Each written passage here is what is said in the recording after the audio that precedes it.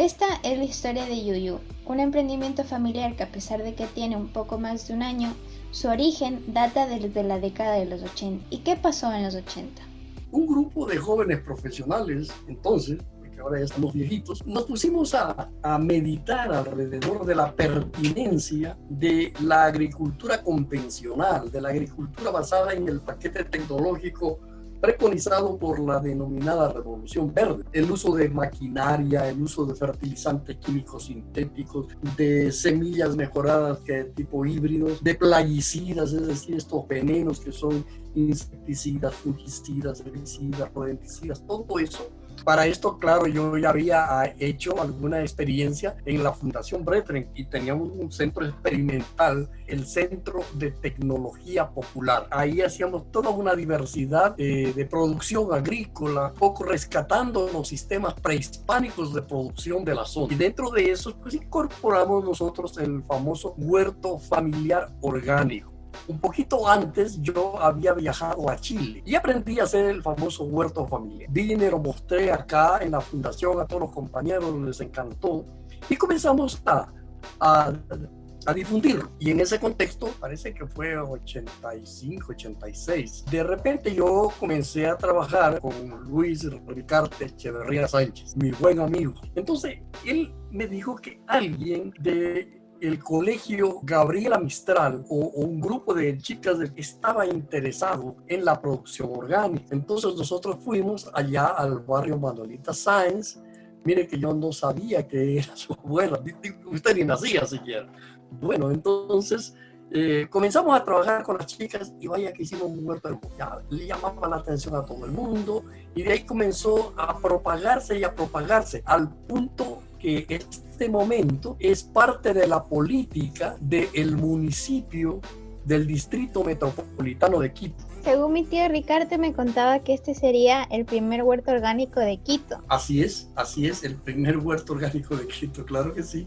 Nada más y nada menos que con el título del primer huerto urbano y orgánico de Quito, concluye este proyecto colegial, siendo una de las primeras manifestaciones en la defensa de una agricultura sana. En esta misma época, desde Manabí, una pareja de esposos, Darío Puraño y Nicola Mir, se unen creando toda una finca agroecológica reconocida por National Geographic, en donde la producción y el consumo responsable es el principal atractivo turístico. Entonces, al principio, en 89 exactamente, cuando empezamos, ecología primero era una palabra que no se conocía, nadie sabía qué era eso. Y segundo, alimentación orgánica, producción orgánica y alimentación biológica, era otra locura, ¿no? Yo recuerdo que en esos años empezó a escribir en Suiza un estudioso, un investigador, Birger Werner, que empezó a escribir sobre alimentos biológicos. Entonces ahí dijimos, no está mal, pues vamos a seguir. Pero nunca pensamos en llegar a este nivel. La gente de Europa y de Norteamérica estaba buscando turísticamente destinos más fidedignos. Empezó a abrirse esa corriente de turismo ético, del uso ético del dinero de las vacaciones. ¿A quién le doy la energía de mi dinero para apoyar la energía de tal o cual comunidad o tal emprendedor que está haciendo esfuerzos por producciones limpias en todo sentido? Esa fue la filosofía que empezó a generarse y por eso empezaron a venir a Río Muchacho y así se fue ampliando un panorama de servicios en todo sentido, desde la alimentación hasta la oferta de servicios complementarios. Señora Manuel con sus investigaciones,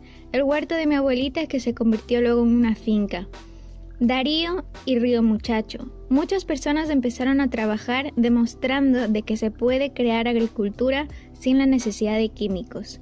Pero ¿qué pasa si toda esta gente se une? Nosotros nos empezamos a identificar y empezamos a juntarnos con algunas personas en Manabí y empezamos a expresar nuestros pensamientos. Así es como nace una preasociación con compañeros con quienes empezamos a gestar las primeras acciones para organizarnos en una asociación. Esto tuvo finalmente ya una concreción en una primera bioferia que era una expresión de comercialización de los productos orgánicos o agroecológicos en un lugar de Puerto Viejo en donde nos juntamos y la gente empezó a llegar buscando ese tipo de productos. Y donde la comercialización de esos productos ya encuentra un nicho, porque en Manabí ya hay un nicho, está abierto un nicho, se ha formado una asociación de productores que ha impulsado un proceso hacia la comunidad más ampliamente, y hay una bioferia, otra bioferia, y hay comercialización de esos productos, y hay gente en Manabí que tiene el derecho y puede acceder a ese derecho de comer, alimentarse con una producción de proveniencia limpia, sana, confiable. Y esa es la mayor satisfacción, llegar con nuestros productos a la mesa de nuestros habitantes de la provincia, aquella gente que valora este tipo de producción y que poco a poco va a generar más espacio para otros productores y para más comercialización de esta línea de productos. Finalmente lo fuimos haciendo con una frecuencia semanal en Puerto Viejo, en el Jardín Botánico, en Manta, en la plaza comercial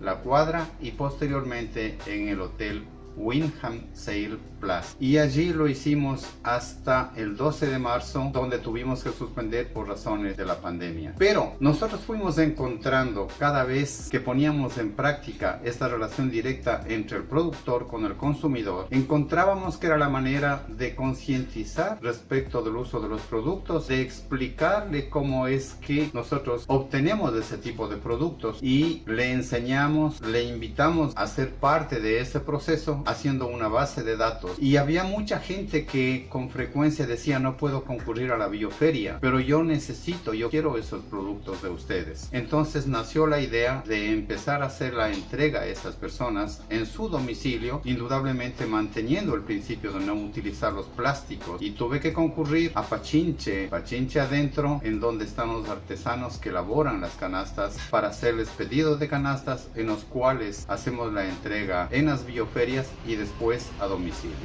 El trabajo de la distribución personalizada, eso implica una extensión de los productores, porque nadie va a saber en la urbe datos de producción si no hay una persona que llega a ellos a su casa. Es gente que necesita ese servicio, no es todo el mundo, no es como un mercado callejero donde no tienen valor las cosas. Esta producción es apreciada precisamente por eso, porque hay gente enrolada en esta cadena de productividad para poder llegar con la satisfacción a los domicilios, ¿no? Esa gente lo valora y aprecia. Bueno, yo estoy consciente de, en primer lugar, todos los daños que nos causamos a nosotros mismos al comer alimentos contaminados químicamente.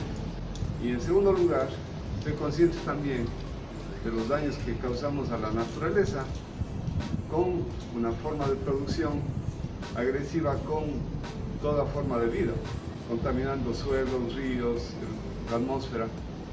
Entonces, esas razones son las que me han impulsado a consumir productos orgánicos. Prefiero los productos orgánicos porque contienen una mayor cantidad de nutrientes y minerales que no lo encuentras en productos convencionales.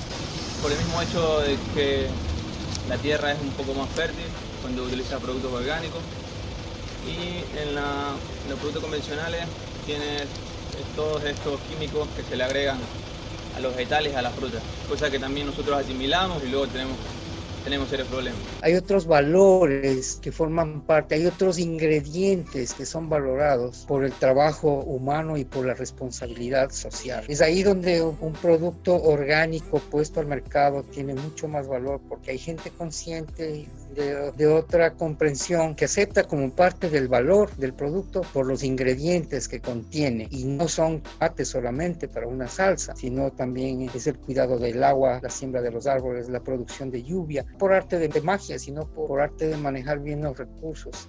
A uno le da mucho gusto volver a probar sabores que no había probado en muchos años. El otro día me comí una papaya con un deleite.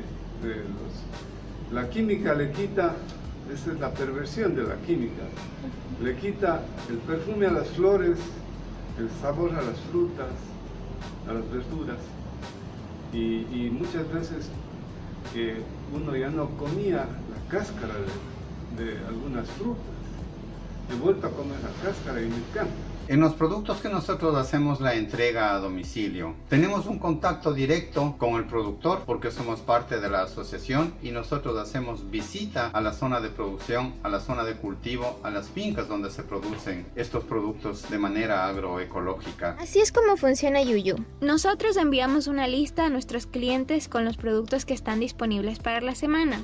Ellos hacen su pedido y nosotros enviamos eso al proveedor para que pueda hacer su cosecha. Luego nos envían por transporte, nosotros lo recogemos, lo ordenamos y vamos a entregar a domicilio. Este es un proceso que evita el desperdicio de alimentos, ya que solo se cosechará aquello que ya va a ser vendido. Si en el terremoto podemos subsistir con nuestros propios recursos de agua de lluvia, de comida de la finca, ahora ha sido la prueba mayor, porque en el terremoto vinieron ayudas, apoyos, donaciones, pero ahora en la pandemia no ha habido tal cosa. Y esta subsistencia, este estilo de sobreviviente de una pandemia nos ha dado la comprensión de que estamos mejor, que esto es lo realmente fidedigno, que ojalá que toda la gente pudiera tener una finca, ojalá que toda la gente pudiera dedicarse a un sistema agroecológico donde, contrariamente a dominar la naturaleza, significa integrarse a los procesos de la naturaleza. La producción agroecológica no se da únicamente en las fincas o en las haciendas a mayor escala.